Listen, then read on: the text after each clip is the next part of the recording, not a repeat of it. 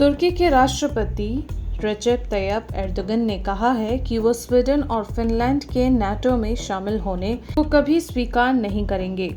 Sweden के विदेश मंत्रालय ने सोमवार को ऐलान किया कि अंकारा की आपत्तियों के पर बात करने के लिए जल्द ही प्रतिनिधि तुर्की जाएंगे। इस पर एर्दोगन ने कहा कि डिप्लोमेट्स को तुर्की आने की कोई ज़रूरत नहीं है। उन्होंने कहा, जो लोग तुर्की पर प्रतिबंध लगाते हैं उनके नाटो में शामिल होने पर हम कभी हाँ नहीं कहेंगे। तुर्की के राष्ट्रपति ने कहा कि स्वीडन या फिनलैंड दोनों में किसी देश का आतंकी संगठनों के खिलाफ साफ स्टैंड नहीं है।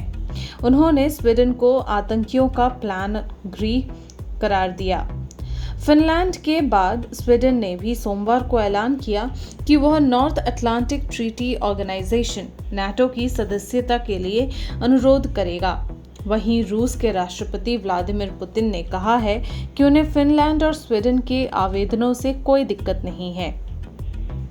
फिनलैंड और स्वीडन दोनों ही देशों में जनता की राय 24 फरवरी को यूक्रेन पर रूसी हमले से पहले नाटो में शामिल होने के खिलाफ थी, लेकिन उसके बाद दोनों देशों में नाटो सदस्यता के लिए समर्थन तेजी से बढ़ा है।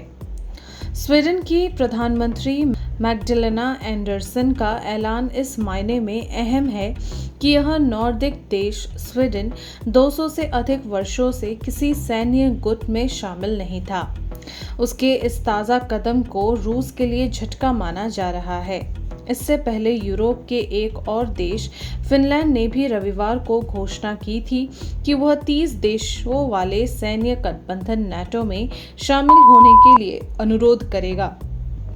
सोमवार को स्वीडन की प्रधानमंत्री मैग्डलेना एंडरसन ने राजधानी में सांसदों को संबोधित करते हुए कहा कि स्वीडन को औपचारिक सुरक्षा गारंटी की जरूरत है, जो नाटो में सदस्यता के साथ आती है।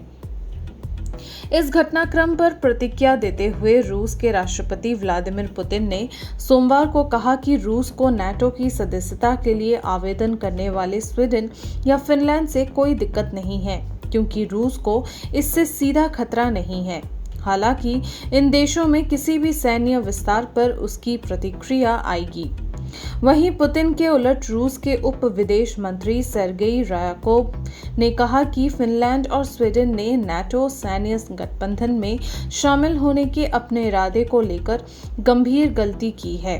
आरटी की रिपोर्ट के अनुसार उन्होंने जोर देकर कहा कि रूस ऐसी स्थिति को बर्दाश्त नहीं करेगा और ऐसा करने से यूरोपीय महाद्वीप में सैन्य तनाव का सामान्य स्तर बढ़ जाएगा।